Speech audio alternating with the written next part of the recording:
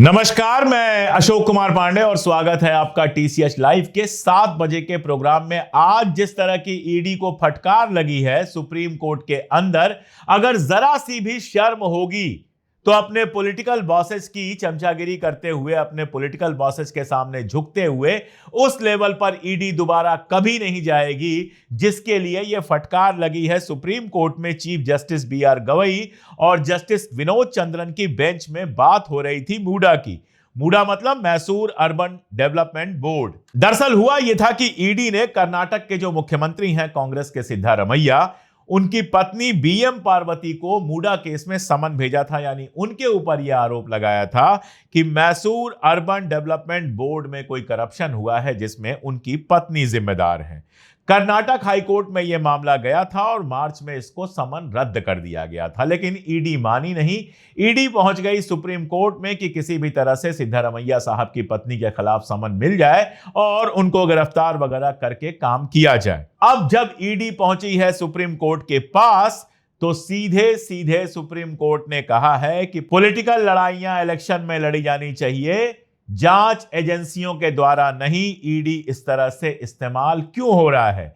यानी बहुत सीधे सीधे कह दिया कि भारतीय जनता पार्टी और कांग्रेस सरकार के बीच में जो लड़ाई है, भारतीय जनता पार्टी किसी भी तरह कांग्रेस को बदनाम करना चाहती है, कांग्रेस के नेताओं को गिरफ्तार करना चाहती है। उस खेल में ईडी हिस्सा ना बने। यानी ईडी के माथे पर सीधे सीधे यह दाग लगा दिया कि वो भारतीय जनता पार्टी और केंद्र सरकार के लिए काम कर रही है। सीजेआई ने यहां तक कहा, गवई साहब ने यहां तक कहा कि अब हमारा मुंह मत खुलवाइए वरना ईडी के बारे में कड़ी बातें कहने के लिए हम मजबूर हो जाएंगे। महाराष्ट्र का कुछ एक्सपीरियंस है हमारे पास, आप देश भर में इस तरह की हिंसा मत फैलाइए। आप जानते हैं महाराष्ट्र में जो कांग्रेस और मिलीजुली सरकार थी, शिवसेना, कांग्रेस और एनसीपी की, उसको गिराने के लिए ईडी का कैसे इस्तेमाल किया गया था, एक गृह मंत्री को कैसे 1.5-2 साल जेल में रखा गया था। शायद गवई साहब इसी के बारे में बात कर रहे थे।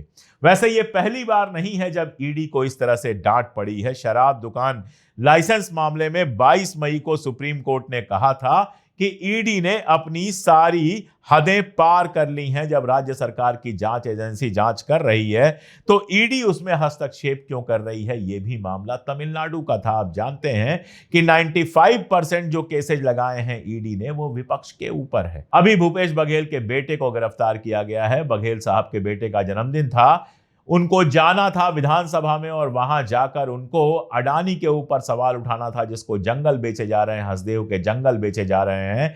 और उसी दिन ईडी पहुंच जाती है उनके यहां जांच करने, उनके बेटे को गिरफ्तार कर लेती है। जो बातें पत्रकार और आम जनता पहले से कह रहे थे कि ईडी का सरकार इस्तेमाल कर रही है विपक्ष को दबाने के लिए, सुप्रीम कोर्ट में भी आज ये बात आ गई।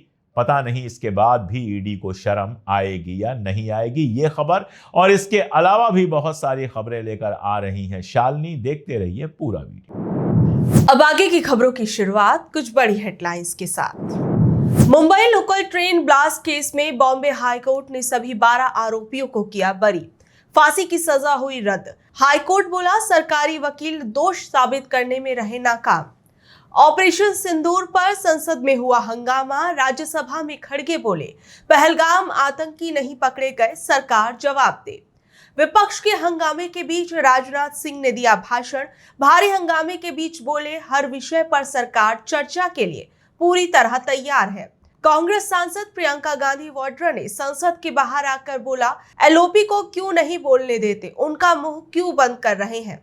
इंडिगो फ्लाइट 40 मिनट तक हवा में चक्कर लगाती रही, तकनीकी खराबी के कारण लौटी। फ्लाइट ने तिरुपति से हैदराबाद के लिए भरी थी उड़ान। संसद परिसर में राहुल गांधी ने कहा मैं विपक्ष का नेता हूं, मेरा हक है, लेकिन मुझे सदन में बोलने नहीं दिया जाता। कटरा में तेज बारिश के बाद वैष्णो देवी यात्रा मार्ग पर हुआ भूस्खलन, 5 श्रद्धालु हुए घायल। मुंबई में एयर इंडिया का विमान रनवे से फिसला, इंजन को पहुंचा नुकसान। भारी बारिश के कारण लैंडिंग के समय हुआ हादसा, 3 टायर फटे। अब वक्त कुछ बड़ी खबरों को परखने का। किस घोटाले में शामिल हुआ आंध्र प्रदेश के पूर्व सीएम का नाम? आंध्र प्रदेश में 3500 करोड़ रुपए के कथित शराब घोटाले में पुलिस ने 305 पन्नों की चार्जशीट दाखिल की है, जिसमें पूर्व मुख्यमंत्री वाईएस जगन मोहन रेड्डी का नाम भी रिश्वत प्राप्त करने वालों में शामिल है। हालांकि उन्हें आरोपी नहीं बनाया गया है। आरोप है कि 2019 से 2024 के बीच उनकी सरकार के दौरान हर महीने 50 से 60 करोड़ रुपए तक की रिश्वत वसूली गई, जिसमें से एक हिस्सा जगन रेड्डी तक पहुंचाया गया। पुलिस ने केसी रेड्डी राजशेखर को इस घोटाले का मास्टरमाइंड बताया है, जिन्होंने शराब नीति में बदलाव करके अपने करीबी अधिकारियों को महत्वपूर्ण पदों पर तैनात करके हेराफेरी की। आरोप है कि उन्होंने फर्जी कंपनियों का इस्तेमाल कर जगन मोहन रेड्डी तक रिश्वत के पैसे पहुंचाए और वाईएसआरसीपी के चुनाव प्रचार में 250 से 300 करोड़ रुपए नकद खर्च किए, जिनकी मनी लॉन्ड्रिंग 30 से ज्यादा शेल कंपनियों के जरिए दुबई और अफ्रीका में जमीन, सोना और लग्जरी संपत्तियां खरीदने में की गई। इस मामले में पुलिस ने वाईएसआरसीपी सांसद पीवी मिथुन रेड्डी को भी गिरफ्तार किया है। संसद के पहले दिन आज क्या क्या हुआ? आज संसद का मॉनसून सत्र शुरू हुआ, लेकिन दोनों सदन यानी लोकसभा और राज्यसभा दोनों के अंदर ही जमकर हंगामा हुआ। सदन को कई बार स्थगित किया गया। मॉनसून सत्र के पहले दिन लोकसभा में पहलगाम हमले पर चर्चा को लेकर विपक्ष ने जमकर हंगामा किया, जिससे सदन की कार्यवाही को 3 बार स्थगित करना पड़ा। सत्र की शुरुआत में सदन ने 8 पूर्व सांसदों के साथ साथ 22 अप्रैल को हुए पहलगाम आतंकवादी हमले और 12 जून को अहमदाबाद विमान हादसे के पीड़ितों को श्रद्धांजलि दी। जैसे ही अध्यक्ष ओम बिरला ने प्रश्नकाल शुरू करने की घोषणा की, विपक्ष के सदस्य विभिन्न मुद्दों पर चर्चा की मांग करते हुए नारे लगाने लगे। अध्यक्ष ने उनसे उच्च संसदीय मानकों को बनाए रखने और देश की अपेक्षाओं को पूरा करने की अपील की। साथ ही सभी को चर्चा के लिए पर्याप्त समय देने का आश्वासन दिया, लेकिन विपक्ष ने अपना विरोध जारी रखा। लोकसभा और राज्यसभा दोनों सदनों की कार्यवाही दोपहर 12 बजे के बाद फिर शुरू हुई। राज्यसभा में केंद्रीय मंत्री जेपी नड्डा ने कहा कि सरकार ऑपरेशन सिंदूर पर विस्तार से चर्चा करने और सभी विवरण साझा करने के लिए तैयार है, ये कहते हुए कि प्रधानमंत्री मोदी के नेतृत्व में ऐसा ऑपरेशन पहले कभी नहीं हुआ। वहीं दूसरी ओर लोकसभा में किरण रिजिजू ने संसद में हंगामा करने के लिए विपक्ष की आलोचना की और कहा कि सरकार बातचीत के लिए तैयार है, लेकिन इस तरह के नाटक से महत्वपूर्ण मुद्दों पर चर्चा नहीं हो पाएगी। विपक्ष ने सदन शुरू होते ही ऑपरेशन सिंदूर पर चर्चा की मांग की, लेकिन स्पीकर ओम बिरला ने संसदीय प्रावधानों का पालन करने और शांति बनाए रखने का आग्रह किया। बावजूद इसके सदस्य नारेबाजी करते रहे, जिसके कारण लोकसभा की कार्यवाही पहले 11 बजे तक स्थगित हुई, फिर 12 और फिर उसके बाद 2 बजे तक के लिए स्थगित की गई ये कार्रवाई और शाम होते होते 4 बजे तक के लिए कार्रवाई को स्थगित किया गया। वहीं दूसरी ओर ऑपरेशन सिंदूर और अमेरिकी राष्ट्रपति डोनाल्ड ट्रंप के युद्ध विराम वाले तमाम दावों को लेकर विपक्ष चाहता था कि संसद के अंदर चर्चा हो, लेकिन बार बार आज संसद स्थगित होता रहा।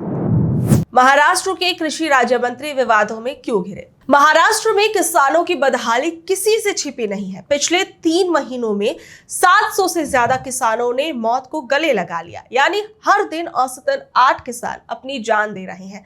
इनमें से आधे से भी कम को सरकारी मदद मिल पाई। और ये सिर्फ आंकड़े नहीं है, उन परिवारों की चीखें हैं जिनकी दुनिया उजड़ गई।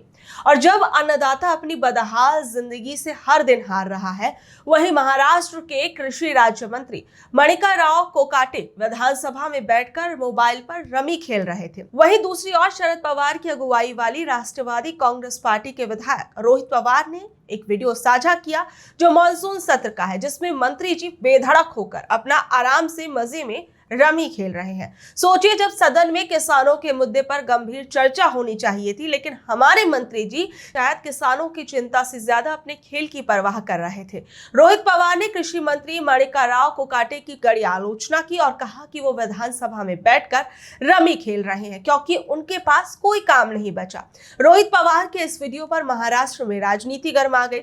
उद्धव ठाकरे की अगुवाई वाली शिवसेना यूबीटी के नेता संजय राउत ने भी इस पर निशाना साधा। महाराष्ट्र विधानमंडल का मॉनसून सत्र 2 दिन पहले ही खत्म हुआ है। ये वीडियो मॉनसून सत्र का ही है। क्या हमारी सरकार सिर्फ सत्ता के खेल में व्यस्त रहेगी? क्या उन्हें किसानों की चीखें कभी सुनाई नहीं देंगी? जब देश का पेट भरने वाले खुद भूखे प्यासे रहकर कर्ज में डूबकर मर रहे हैं, तब मंत्री अगर विधानसभा में बैठकर रमी खेलते पकड़े जाए तो ये केवल शर्मनाक नहीं है बल्कि अपमानजनक है। खड़गे ने ट्रंप के मुद्दे पर मोदी सरकार को राज्यसभा में क्या कहा। राज्यसभा में कांग्रेस अध्यक्ष मल्लिकार्जुन खड़गे ने पहलगाम हमले के दोषियों को अब तक न पकड़े जाने पर सवाल उठाया। उन्होंने जम्मू कश्मीर के लेफ्टिनेंट गवर्नर के उस बयान का भी हवाला दिया जिसमें उन्होंने इंटेलिजेंस फेलियर की बात कही। खड़गे ने राष्ट्रपति डोनाल्ड ट्रंप के उस बयान पर भी सरकार से स्पष्टीकरण मांगा जिसमें उन्होंने 24 बार युद्ध रुकवाने का दावा किया था। उन्होंने कहा कि सरकार को इन सभी बातों का जवाब देना चाहिए। इसके अलावा किस तरीके से खड़गे ने सरकार पर हमला बोला, संसद के अंदर खड़े होकर वो सवाल सुनिए। सर, पहलगाम हमला 22 अप्रैल को हुआ था। अब तक आतंकवादी पकड़े नहीं गए, मारे भी नहीं गए और उन्होंने हमको बार बार बताया कि उन्हीं के ऊपर डायरेक्टली मारे गए और वो उसमें मर गए। ये भी खबर हमको मिली, लेकिन हम ये जानना चाहते हैं क्योंकि हमने तो अनकंडीशनल सपोर्ट पूरे हाउस, पूरे ऑल पार्टी ने दिया, सिर्फ मेरा पार्टी की नहीं, सभी पार्टियों ने दिया कि देश को मजबूत बनाने के लिए, देश में एकता रखने के लिए और हमारे आर्मी को मॉरल स्ट्रेंथ देने के लिए हमने अनक्वेश्चन यानी कोई प्रश्न न करते हुए हमने ये सब कुछ उनको दिया, समर्थन दिया। लेकिन मैं चाहता हूं कि उनके तरफ से हमको मालूमात मिलना चाहिए। जैसा कि पहलगाम हमला 22 अप्रैल को हुआ था, अब तक आतंकवादी पकड़े तो नहीं गए, लेकिन हुआ क्या? एक मिनट लेकिन J&K में कम से कम इंटेलिजेंस, इनकी सिक्योरिटी है, उसके बारे में उनका फेल्यूर हुआ, ये उन्होंने ही कहा है। लेफ्टिनेंट गवर्नर ने कहा है इसमें इंटेलिजेंस फेल्यूर है, ये एक्सेप्ट उन्होंने ही किया, ये हमारी बात नहीं सर।